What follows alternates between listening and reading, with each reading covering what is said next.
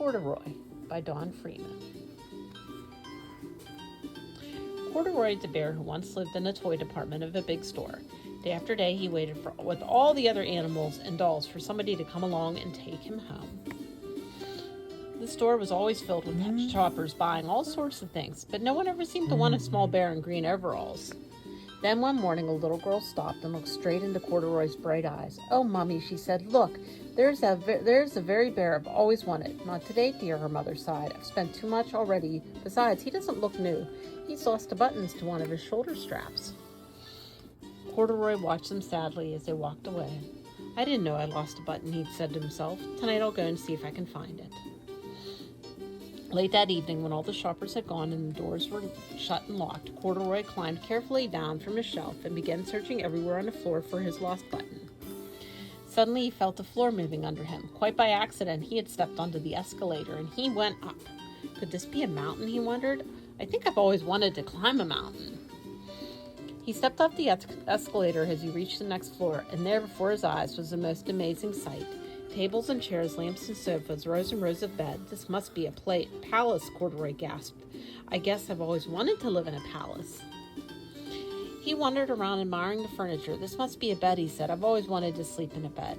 And he crawled up onto the large, thick mattress.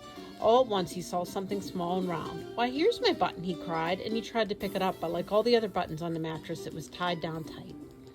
He yanked and pulled with both paws until pop! Off came the button, and off the mattress Corduroy toppled. Bang! Onto a tall floor lamp. Over it fell with a crash.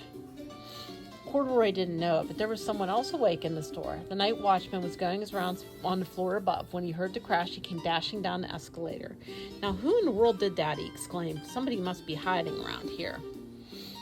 He flashed his light over and under all the sofas and beds until he came to the biggest bed of all, and there he saw two fuzzy brown hairs sticking up from under the cover. "Hello," he said. "How did you get upstairs?"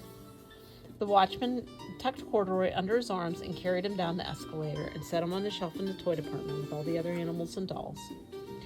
Corduroy was just waking up when the first customers came in the store in the morning, and there, looking at him with wide, warm smile, was the same little girl he'd seen the day before.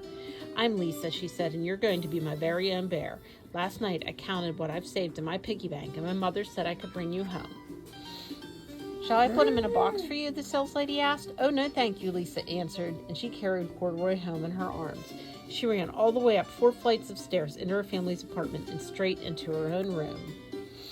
Corduroy blinked. There was a chair and a chest of drawers, and alongside girl-sized bed stood a bed just right size for him. The room was small, nothing like the enormous palace in the department store. "This must be home," he said.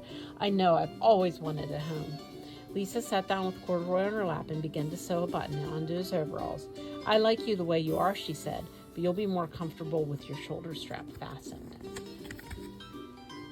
"You must be a friend," said Corduroy. "I've always wanted a friend." "Me too," said Lisa, and gave him a big hug. The end.